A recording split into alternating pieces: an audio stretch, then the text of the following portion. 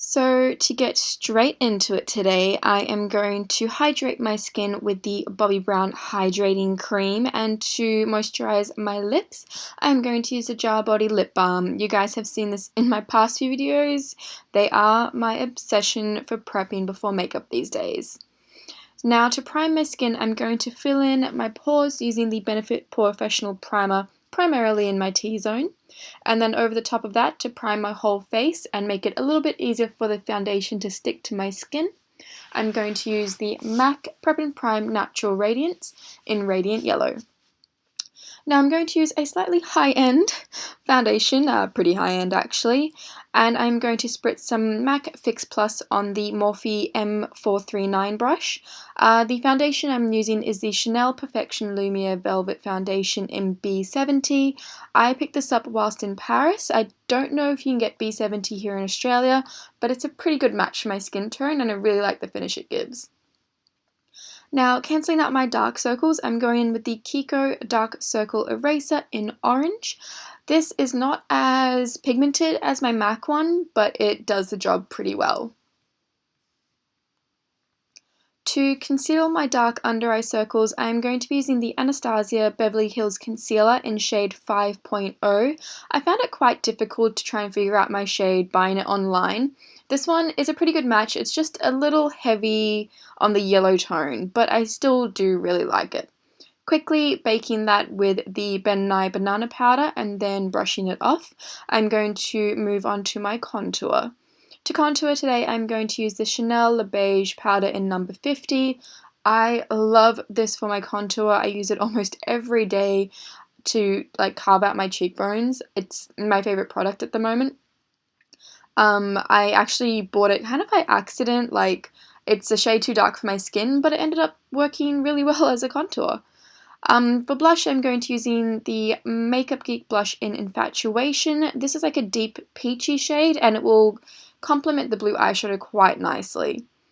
And finally, for a highlight, I'm going to go in with my regular. This is the Laura Mercier highlighter in Indiscretion. She's coming out with a few new shades to kind of cater for paler and deeper skin tones, so definitely check those out if Indiscretion doesn't work for you, because I love this highlighter.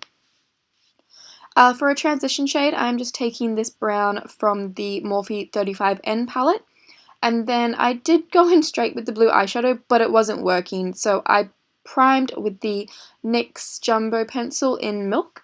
And then going in with this intense blue shade, I am going to apply that all over my mobile lid.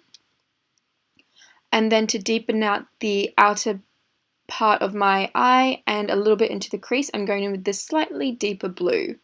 I really like this palette from Morphe because the colors work well with each other. They're all kind of in the same family and they don't look funny next to each other, and it makes it really easy to create I guess a unique look without having to worry if the colors are going to work together or not.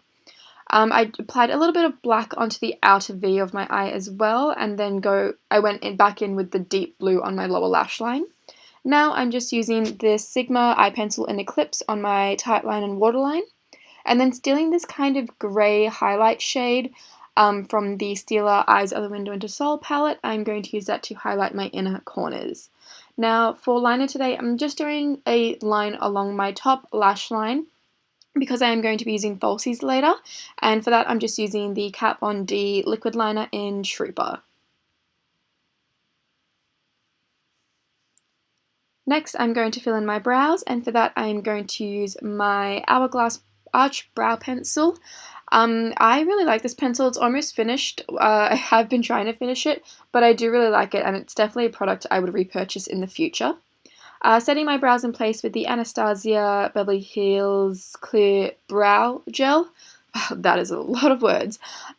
This stuff is like the most amazing hairspray for eyebrows. It really keeps them in place.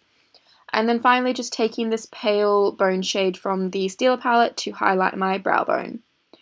Just prepping my lashes for falsies, I'm going to use the Bobbi Brown Smokey Eye Mascara for my top lashes, and then to amp up my lower lashes, I'm using the MAC Gigablack Lash. I always stumble over that.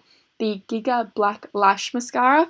People always rave about how good this is for lower lashes, and it really is amazing for lower lashes. It grips each individual one and coats them to perfection.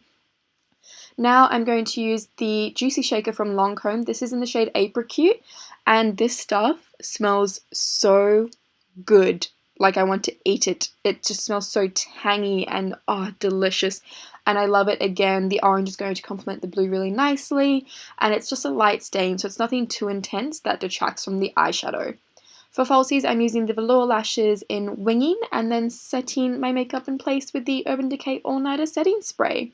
That is the finished look. I really hope you guys enjoyed it. If you did, don't forget to subscribe, and I will see you guys in the next video. Bye!